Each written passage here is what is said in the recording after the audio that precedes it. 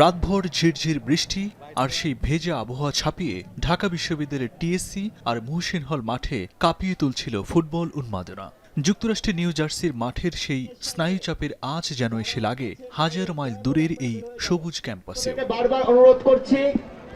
খেলা শুরুর আগেই মধ্যরাতে ঢাকা বিশ্ববিদ্যালয়ের বিভিন্ন পয়েন্টে জড়ো হতে থাকেন ফুটবল প্রেমীরা। টিএসসির সড়ক দ্বীপ থেকে শুরু করে মুহসিন হলের মাঠ সবখানেই ছিল বৃষ্টিতে ভিজে একচিলতে বিশ্বকাপ মাঠের আবহ।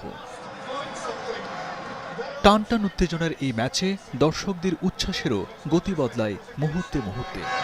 ব্রাজিলের বল কন্ট্রোলিং খুবই আপসেট, দেন পেনাল্টি মিস, ওখান থেকেই আস্তে আস্তে সেকেন্ড হাফ মানে কোনোভাবেই পেরে উঠতে পারলো না। খেলা শুরুর অল্প কিছু আগে 11 মিনিটের ব্যবধানে হল্যান্ডের 2 গোলে ব্রাজিল ম্যাচ থেকে প্রায় ছিটকে গেলে নিউ জার্সি স্টেডিয়ামের মতোই ঢাকা বিশ্ববিদ্যালয়ের টিএসসি বা মুহসিন হল সবখানেই হাহাকার নেমে আসে তখন ব্রাজিল ভক্তদের মাঝে।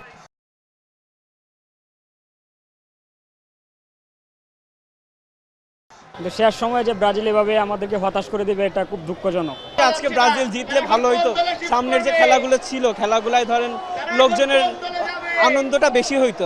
আমি চাইতেছিলাম যে আর্জেন্টিনা এন্ড ব্রাজিল একই মাঠে থাকুক, তাহলে হচ্ছে আমরা প্রমাণ করতে পারতাম যে কোন দল আসল চ্যাম্পিয়ন, ওদের মুখটা আর কি বন্ধ করতে পারতাম। আমি চাই না আজকে ব্রাজিল হেরে যাক। ব্রাজিল যে হেরে যাবে এটা আশা করার মতন ছিল না, কারণ সবার আশা থাকে যে ব্রাজিল জিতবে। ম্যাচের অন্তিম মুহূর্তে ক্যাসিমিরো প্রতিপক্ষের ফাউলের শিকার হলে পেনাল্টি থেকে নেইমার 1 গোল শোধ করেন। তবে 2-1 ব্যবধানের এই গোল কেবল সান্ত্বনায় বয়ে এনেছে।